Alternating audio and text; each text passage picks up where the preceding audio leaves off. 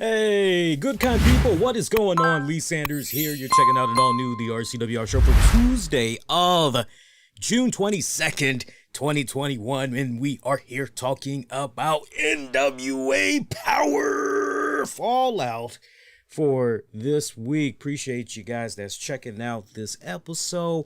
We are about, I love Tuesdays. I really do love Tuesdays. We get NWA Powerrr. That pretty much gets us nice and giddied up, gets us nice and buttered up for later on in the evening in regards to NXT. But then tonight, remember, we got some NBA playoff action that's going down. So, tonight's a pretty good night if you're into the sports, quite honestly, man. Hey, appreciate love and support as always. Please, I can't stress it enough. If you guys enjoy the content, especially when it comes to these NWA show recaps that we do for you all, you can do one thing for me. It's free. Doesn't cost you a damn thing. All you got to do is hit that like button. Not only does that help me out tremendously, but it also lets YouTube know, hey, there's X amount of people that actually like this type of content, and it helps them push it out more out front to more people that are probably into the NWA and they want to try to find like-minded people like myself that's talking about NWA and everything. So do that. Definitely helps out in advance. So we got some NWA news we could definitely get into as well on this episode. I know it's kind of been a little bit of a good minute since we kind of covered NWA news. So there's little trinkets of information that we can go on this episode. Episode 32 of NWA Powerrr. Let's go! So Cal Davis kicking things off with Strictly Business. Going all around with the guys here. He homed in on Adonis, was trying to figure out where his head is at, because the main event match for tonight's NWA Powerrr is the triple threat match. Chris Adonis taking on Tomvladimir, taking on Pharaoh. And so once again, that question is asked, okay, so can Adonis, Vladimir really put their differences to the side to truly work as a cohesive unit in this match that essentially, as far as Cal Davis is concerned, is more so of a handicap match, but with such a prize on the line to go into a qualifying match to ultimately become the NWA national champion there. Not the heavyweight champion, but you know the title I'm talking about. Is like, can both of these guys really put their differences to the side and work on the same page as a team, or is somebody going to get the best of greed there and pretty much somebody going to get screwed out of there? Adonis kind of reiterating what he was saying off and on these past couple of weeks, but really doubling down here way before the main event match. As far as he's concerned, he never lost that championship. He feels he's the rightful champion. Camille chiming in as well. Hey, all said and done, competitors are competitors. Let all these fools talk. Let them speculate. She's not really trying to hear that noise. Nick Aldis pretty much echoing the same sentiments as well.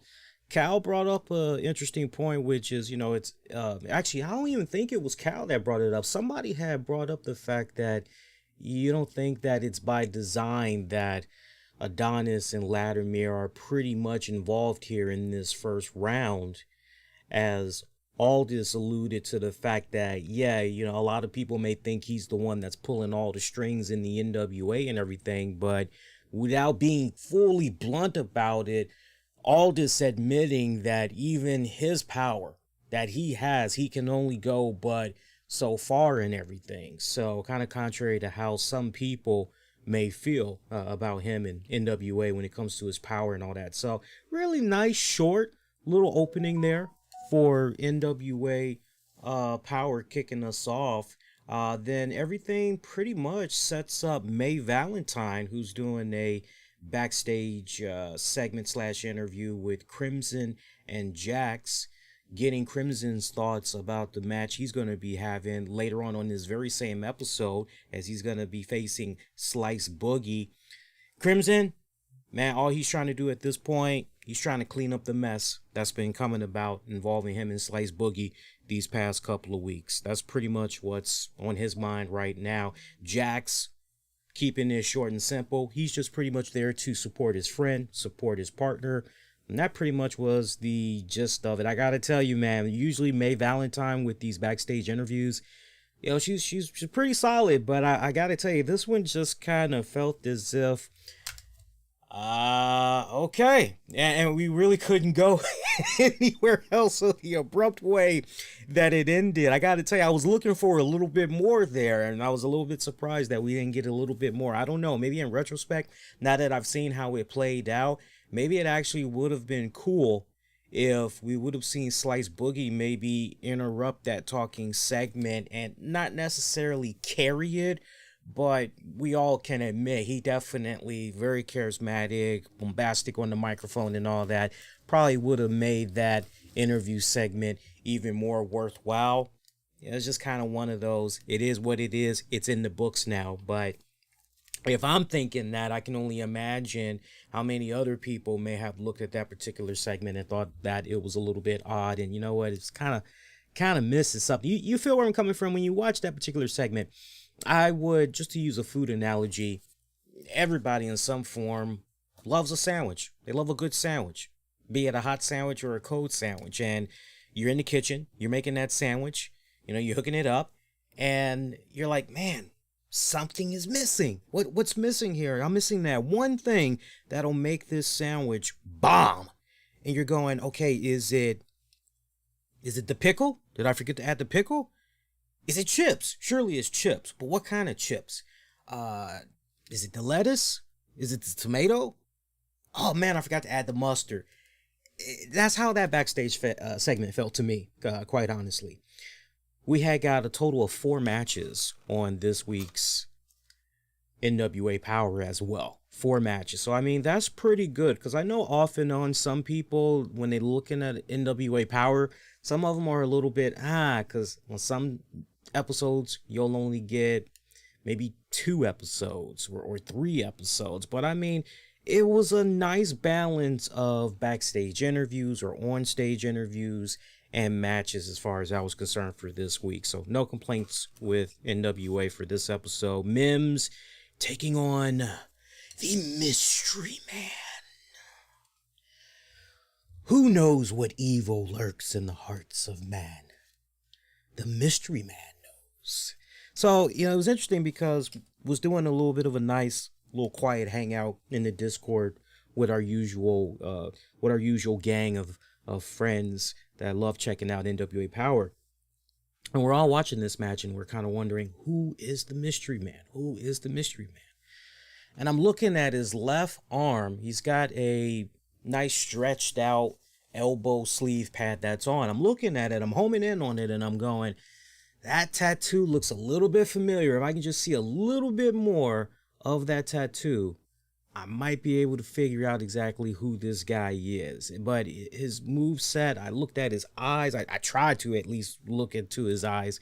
And he did a nice job getting us a couple of close-ups and everything. I'm going, this guy looks familiar. This guy looks familiar. And shout out to Eddie. Eddie hit it right on the nose. And I'm almost confident that this is our boy. Because he said, did the Mystery Man's tattoo look a lot like Robert Anthony's tattoo? I said, yes. Yes, it did. But if you can get me another good angle of his tattoo, I can tell you definitively or not if that is Robert Anthony. But by all accounts, the eyes, just everything, the body, everything, I think it's safe to say that the Mystery Man is Robert Anthony. I definitely feel it's safe to say that. So we'll see. And matter of fact, shout out to Eddie. Eddie's watching the joint right now. Shout out to Eddie. I'm with you, Eddie. I personally feel that the Mystery Man is definitely Robert Anthony. And I'm totally down with that if it's Robert Anthony. Now I know some of you guys, you may be saying to yourself, okay, so Lee, you gotta kind of get me caught up to speed a little bit, dog. So who the hell is this Robert Anthony guy that you're talking about?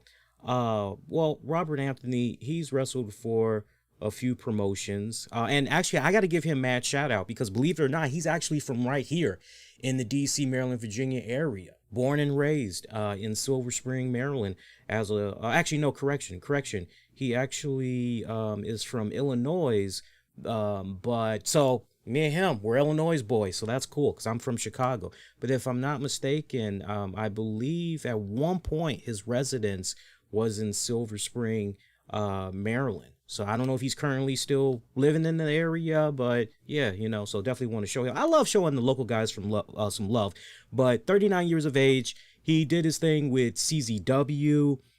He was also the CZW World Heavyweight Champion, just to kind of really bring it home for you guys. One-time CZW Iron Man champion. He's mainly wrestled he actually had a couple of stints in WWE too, now that I think about it. He actually did. You got to go back to the mid 2000s. I mean, short cup of coffee. He was with World Wrestling Entertainment, first rodeo for about almost 2 years, give or take. And then he did something just a couple of years ago in 2017. But he's mainly been on the independents, pretty much. So, like I said, CZW, Resistance Pro, Juggalo, Championship Wrestling. He even did something briefly with AEW, believe it or not. He even did something with AEW. Matter of fact, he did something for a couple of episodes. It wasn't a case where with AEW, he was stringing together week after week worth of episodes. He was just doing something for maybe, all right, here's a one-off here for AEW. And then about a month and a half, 2 months later, he's doing another thing for AEW. So he's pretty much, last time he was on AEW, I believe it was something for AEW Dark. And you actually got to rewind it back to 2020. And I know Eddie is remembering he fought Moxley on Dark. He did fight.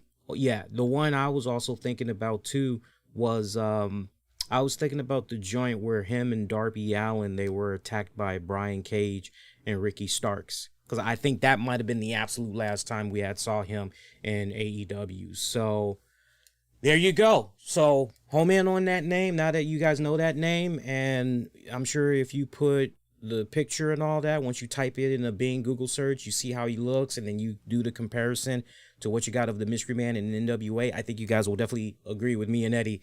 Yeah, no doubt, that's definitely Robert Anthony. Good matchup between him and Mims. These guys probably went at it, if we're lucky, maybe about 7 minutes. Boy, that Mims dude. Mims is a big boy, man. And I mean that in a very complimentary way. He's a big boy. He's got a nice combination of, I would say Willie Mack meets, to a certain degree, Mark Henry, maybe at his lightest, meets a little bit of, he's kind of got a little bit of a Junkyard Dog vibe too, going on. He still needs to blossom a lot more personality wise, but I really am coming around on Mims. I see a really good, strong, bright career ahead of him. Some of these guys, I'm not going to lie to you guys, some of these guys I'm seeing for the very first time in NWA. So you could tell me, hey, these guys, they've been around for 5, 6, 7, 10 years or whatever. But if I'm telling you just first impressions, if I'm saying to you, hey, I think this guy can definitely go places, it's definitely, don't take that for granted what I'm saying. I'm really telling you guys, jump in on this, really watch this person. So I've given you guys little tidbits of, hey, home man on this person in the past, and I usually have been right on the freaking money. Mystery Man picking up the dub on Mims. Good matchup. Like I said, these guys probably went about 7 minutes, give or take. Hilarious moment, Jordan Clearwater and Black G's. And it's so funny because I remember we were on this show last week and I was wondering, wait, is it Black Cheese? Is it Black G? Because remember what happened on last week's NWA Powerrr? We saw Tyrus, who is being interviewed by Cal Davis, if I remember it correctly. Somebody was interviewing Tyrus and Chris, and oh God, I'm drawing a blank on Homeboy right now. I can't remember his name right now, but Tyrus was being interviewed, and then Jordan Clearwater popped up and he said to him, "Hey, Black G's wants to have a word with you." Remember that? And Tyrus was, "Yeah, I'll talk to him, but I'm doing an interview right now later." And I told you guys how that pretty much ended up and everything. So we got this handicap match, Jordan Clearwater, Black G's handicap, taking on Tyrus.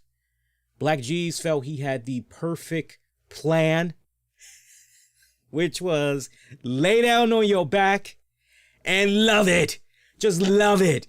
Love getting pinned. Jordan Clearwater wasn't having any of this, y'all. Jordan Clearwater was like, "Nah, man, I am not freaking doing this. I am not laying down. Forget about it. I'm not laying down for you. I ain't laying down for him. I don't even want to fight him. I ain't doing this." But Black G's wasn't having it. He told him, "Look, this is how we get out of this. You want to know how we get out of this? You want to know how we take care of this? We lay down, give him the dub." So this went on for like extra couple of minutes. Finally, Jordan Clearwater gave in and he laid on his back right beside Black G's. Tyrus coming in, has one foot on the chest of Clearwater, has a finger on Black G's. 1, 2, 3. That's it. Pretty much it's over and done with. You know, the only thing that was missing from that whole thing for me, I just wish that Tyrus, because like when you think about how Tyrus has been built so far in the NWA, Tyrus has been one of those type of guys that he'll bring the fight to you. He will bring the fight to you, but we gotta watch out there, cause sometimes his manager will do a little shenanigans outside the ring and everything. But for the most part, Tyrus is in your face.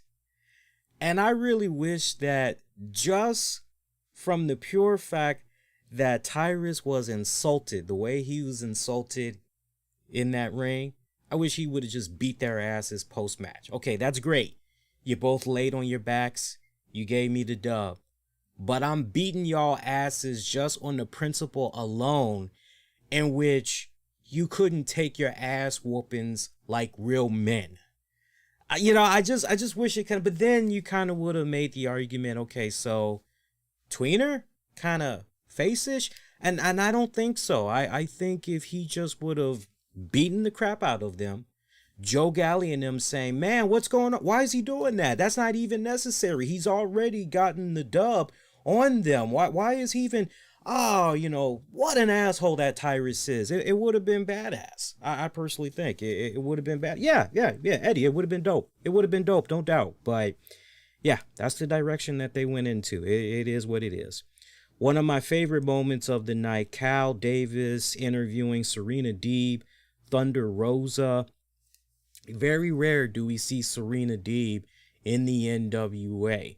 And I like the fact that that was one of the focal points during this talking segment. Some people may not feel some of these talking segments. Some people may feel that, oh man, we should just get straight up action. You need these talking segments. They're so critical because they're pretty much setting up the next chapters of story arcs for some of your favorite characters, and it's also setting up the next couple of weeks of NWA programming. So that's how you kind of have to look at these things. I do think at a later date we'll get to a point where maybe during a week we'll get 2 NWA shows. Maybe one will just be primarily about interviews and all that, kind of like what we saw a little bit there with NWA Powerrrr Surge. I would love it if we could get that and NWA Powerrrr within the same week.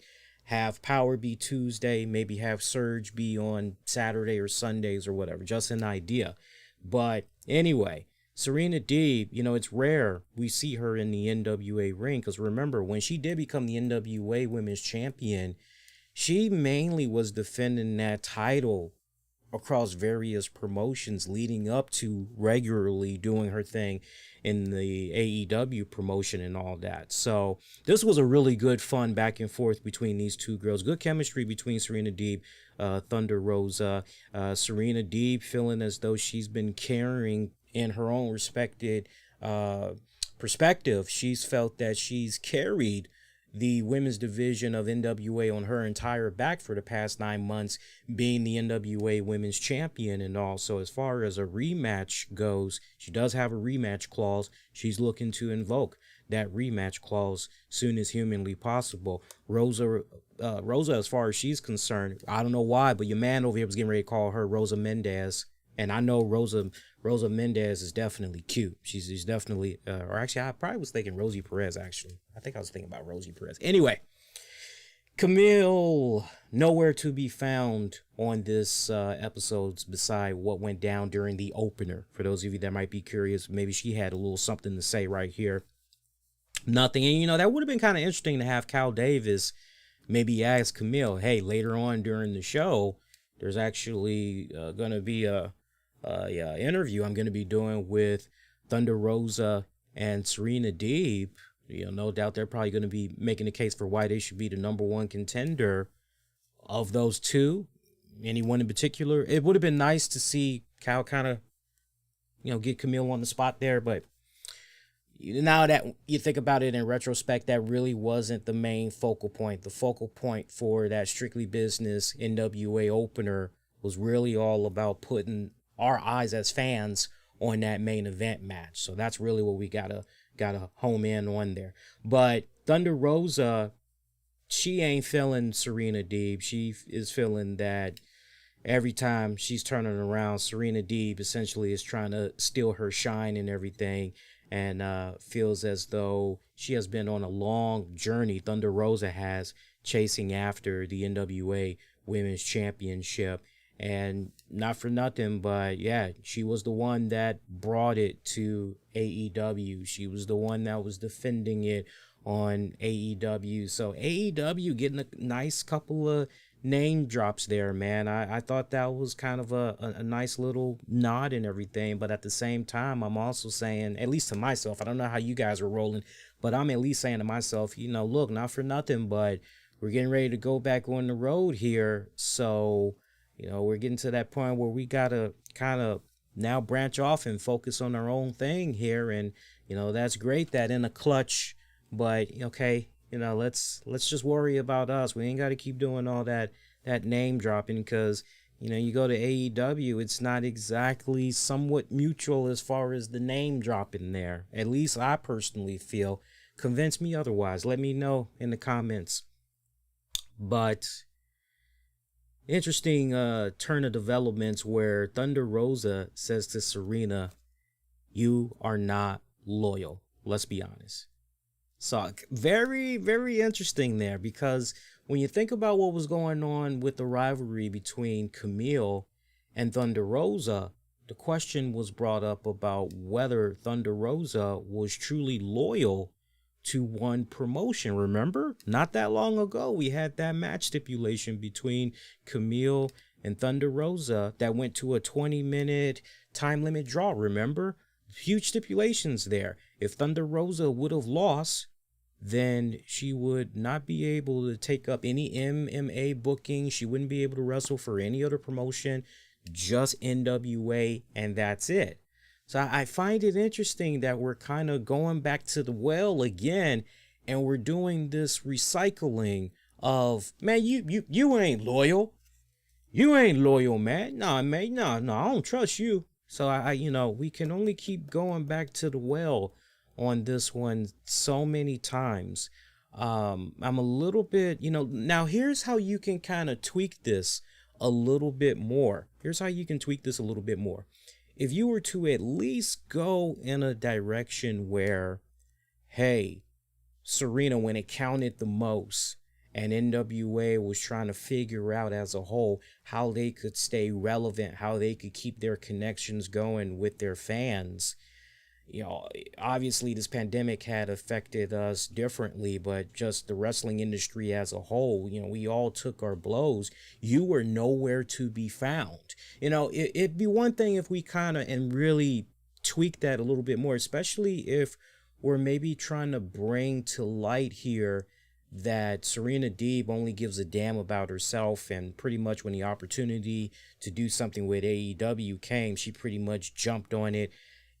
you gotta be able to balance it in such a way where it also complements somewhat of the heelish mean streak that we've been seeing coming about from Serena Deeb on AEW these past several weeks. So unless we're gonna, if you're NWA, unless you're kind of looking at it from those standpoints, I'm a little bit, little bit concerned right there, where exactly we're going. So, but if you're gonna go to the well on this again, that's how you gotta expand it and really make it feel like an original, right here. So, ultimately, Kylie Ray was introduced, and the setup for this was basically, okay, so Serena Deeb, who in NWA do you see yourself working with? Who's that hot young prospect, a good up and comer that you see a lot of good things for happening on the horizon that you'd like to get in the ring and work with. And off the break, she actually mentions Kylie Ray. Cal Davis has Kylie Ray come out. Kylie Ray loving sharing the stage with these girls and everything. For Thunder Rosa, same question as Zags. She decides, and right before she could even mention the name, Melina comes out. I love me some Melina though, man. Oh my God, Melina. Lord have mercy. Oh, beautiful outfit she was wearing tonight too, man. I was really, really, really feeling that dress. Well, not dress, but it was a nice ass outfit. I'll say that much. She came out thinking that Rosa was putting her over and say, nah, look, I'm already legend status, baby. Like I'm already there. But Rosa quickly was like, I wasn't even talking about you, but thanks for coming out. Like, no, I wasn't even talking about you. I'm actually talking about Sky Blue. So Melina not really feeling Sky Blue. She's like, yeah, she's aight. She got potential, in due time, but I mean, yeah, it's whatever. So nice big old brawl erupted between all of these girls because Rosa once again just really feeling as though Serena Deeb stealing her spotlight, and she even told her, she's like, stop stealing my spotlight. And all hell broke out. It seemed like we were on the set of Jerry.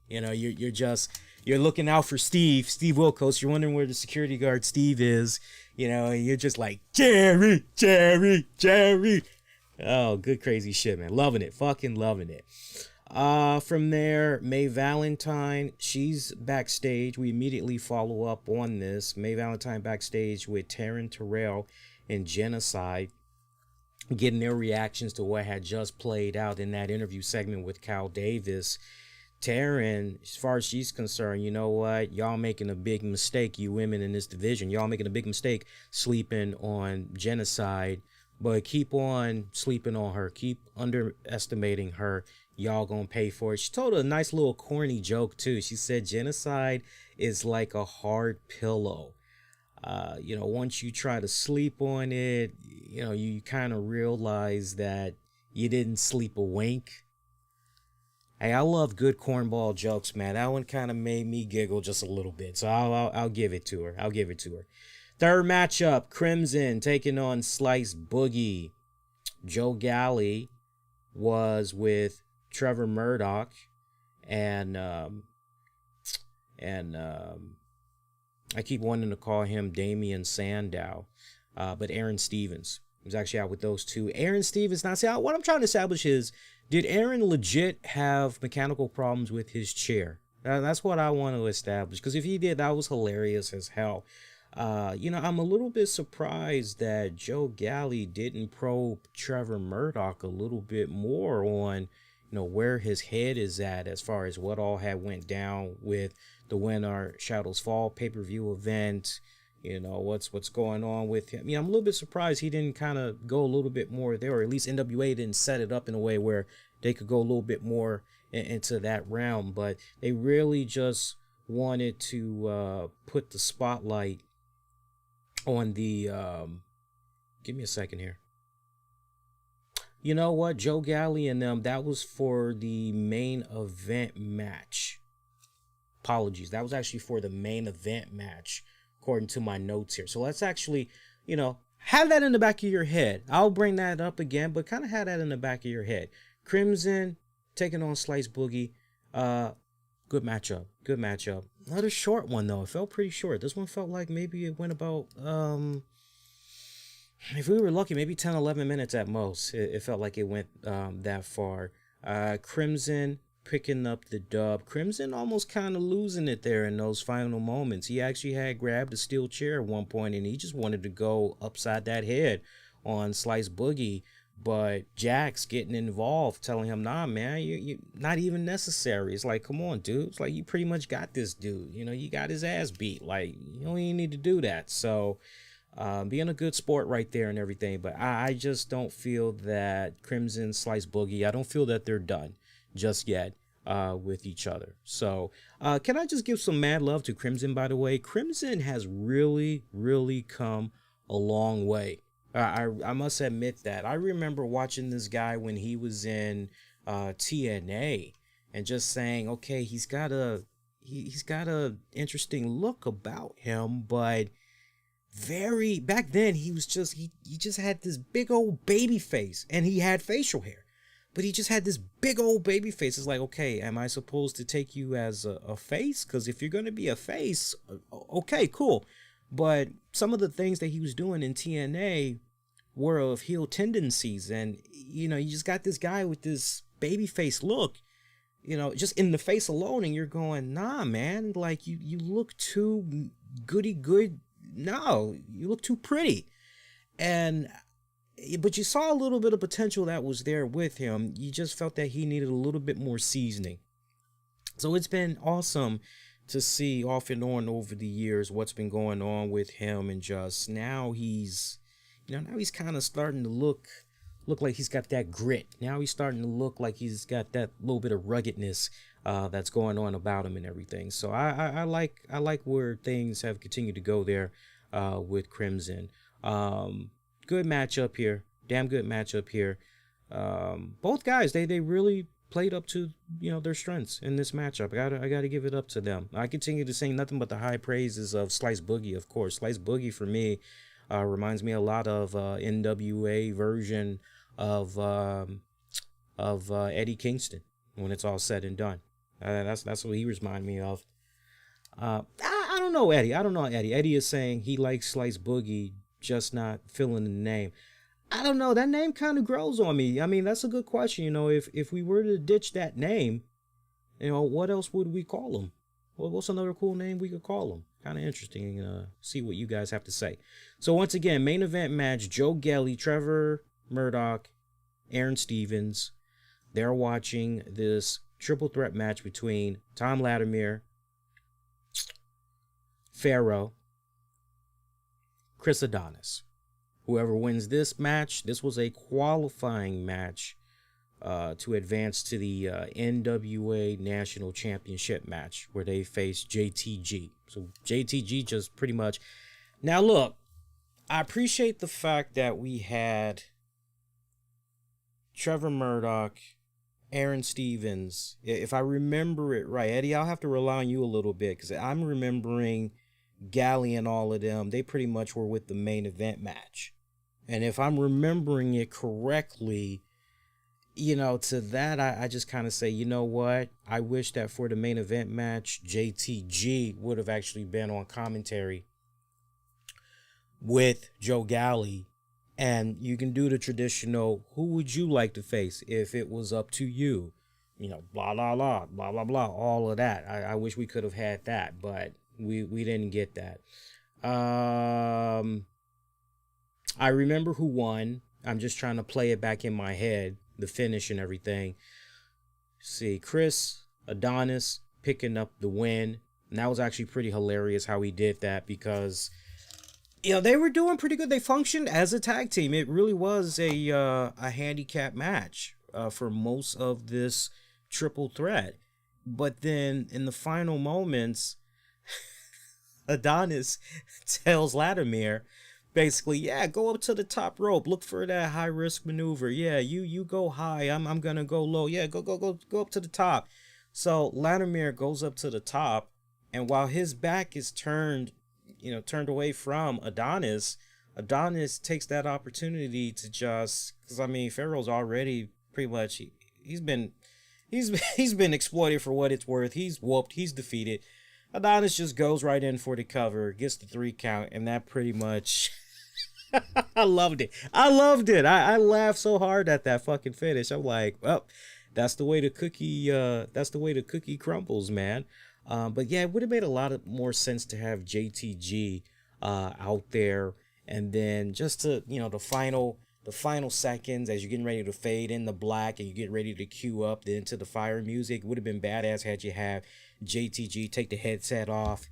He's looking on now at Chris Adonis. You're like, okay, it's set. We got our preview and everything. And yeah, Eddie is confirming that Murdoch and Stevens were on commentary, but it was just for the main event. So yeah, that was just so odd having those guys right there. It was almost it gave you that vibe like, what are you guys doing? Nothing. You want to come do some color commentating on this match? Yeah, sure. What the hell? It just felt so out of place. It really, really did. It felt so out of place. It would have made, like I said, all the sense in the world. If you're gonna have them, just place them properly. Just place them properly. For one thing, why are you guys out here? What brings you out here? Oh, well, we're interested in this qualifying matchup here, man, because tell you what, if you're not gunning for the NWA World Heavyweight Championship, then you definitely at least need to be eyeing this NWA National Championship title. You at least gotta be doing it like that. So yeah, I would agree with that.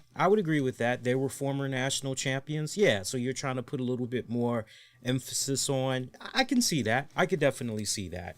But overall, pretty good episode of NWA Powerrr for this week. I gotta say, they actually, it was pretty solid. I gotta say, I gotta give them a heads up on that one. They did pretty good. So, programming notes for the rest of the week. So, NXT is tonight, but I'm not doing an NXT recap. I'm going to be chilling. I'm going to be watching NXT. I'm also going to be watching the NWA action that's on tonight.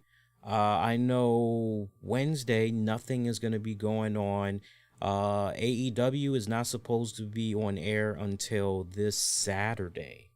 So I'll pose a question to you guys in the form of a poll on YouTube, youtube.com/the RCWR Show. And you guys can click on the communities tab and let me know if you guys want for there to be a Saturday show right after AEW goes off. Because honestly, we could talk AEW, we could talk NXT, other little trinkets of news since last we were on the air. Or if you want me to just wait until that Monday and we can get into all of that, that's an option as well. So once that poll is up, you let me know what you guys want, and we'll pretty much go from there. Speaking of polls, there's another poll. I got to put it up. I'm going to put it up right now. I was asking you guys, what would you like as far as the phone lines go? So look out on that communities poll. You'll know exactly what I'm talking about, and just make sure you're casting your votes. So, but yeah, we'll see what happens as far as doing a show for you guys this weekend. Patreon.com/RCWR Show. Check out bonus audio video content you won't be able to find anywhere else. As you guys get ready to make your exit, can you do me a huge favor, especially since it's free? Can you please hit that like button? It would mean so much. I've got about 80% of folks that's checking out the content that are not subscribed, and the remaining portion is subscribed. Am I doing something wrong? If I am, definitely leave a comment and give me some constructive feedback. I greatly would appreciate it and all. But as you make your exit, yeah, hit that like button. You do that, it's free. It helps me out tremendously. It pushes it out to the YouTube algorithm team, lets them know, hey man, there's more people that, they not only did they enjoy this, but they're recommending it. So it makes YouTube push out the content more so we can grow the audience even more and everything. So yeah, get at me on Twitter, Facebook, Instagram. Use the keywords the RCWR Show. Shout out to Eddie, shout out to Justin, shout out to everybody that was tuning in live. Shout out to those of you that's going to be checking this out for on demand and on the downloads. If you're waiting on the audio version of this, I will have it be available I'll have it be available a little bit after 10 o'clock since NXT is getting ready to come on right now. And with that, I am wishing all of you all to be safe and most importantly, be kind to one another. I'll see you next time, my friends. Thank you for checking out this NWA Powerrrr recap, reaction edition of the RCWR show. I'll catch you guys next go round. Take care, y'all.